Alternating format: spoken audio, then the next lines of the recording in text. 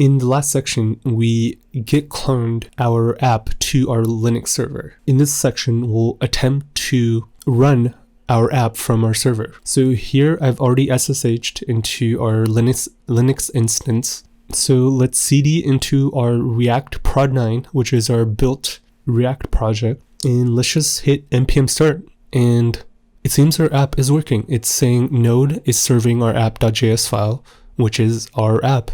So let's try to access it from our public IP address. So it doesn't seem to be working here. Let's investigate why. So let's go back to our terminal and let's open up our main app.js file. And as you can see here, we have our port to 5010. So let's see if this will make a difference. Let's see if it's the port we're not getting right. And of course, before we are able to access the port, we have to add it to our security group. So let's do this here.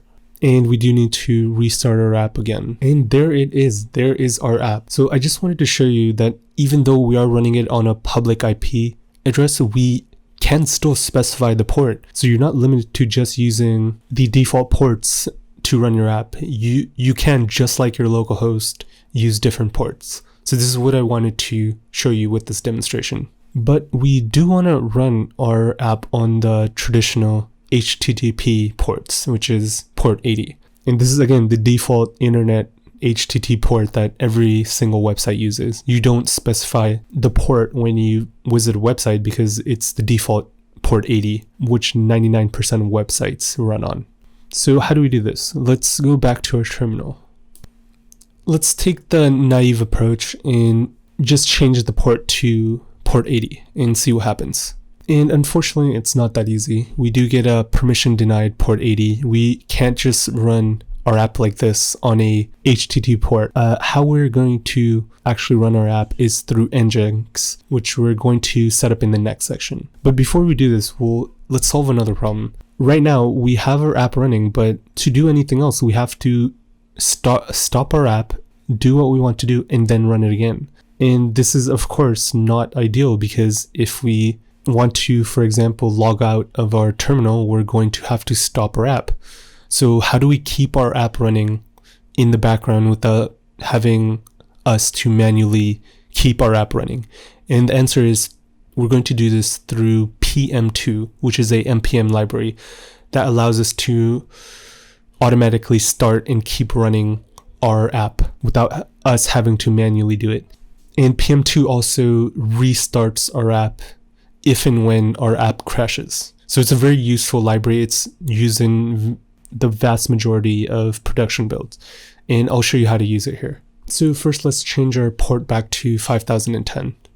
So let's now install PM2. So we'll do npm install -g PM2. And -g essentially specifies that PM2 will be installed globally. And this is important. So installing globally is important because, again, how else would PM2 do its job? If it was installed just in our local project, if the local project stopped, PM2 would have to stop. So in order for PM2 to do its job properly, it has to be installed globally.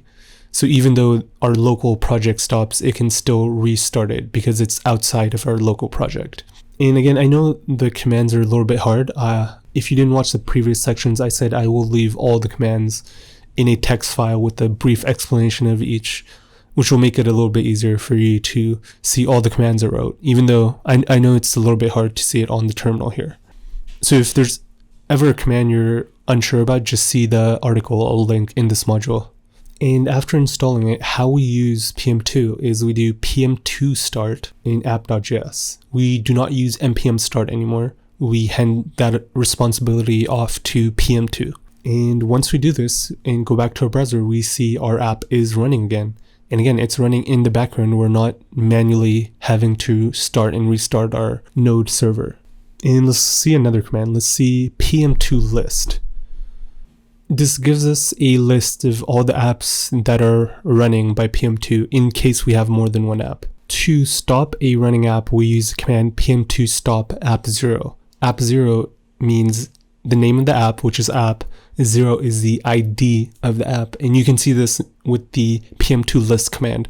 under our list, you can see app name, we have app, and then ID is 0. So that's how we stop an app.